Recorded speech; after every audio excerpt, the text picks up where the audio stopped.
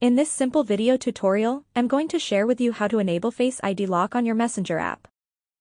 This enhances the security and privacy of your conversations by ensuring only you can access the app. To do this, simply head to your Messenger. Tap onto these three lines. Select on Settings. You will then head to this option of Privacy and Safety. Inside the section of Security, head to the very first option of App Lock.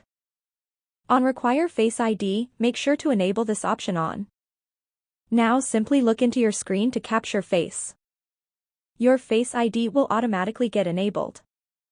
You will want to choose the duration when Face ID should be enabled after closing the Messenger app. This added layer of protection keeps sensitive messages safe, even if someone else has access to your phone, and prevents unauthorized access to personal information. That's how easy it is to turn on Face ID to your Messenger application. If you have any questions, just let me know in the comments section down below.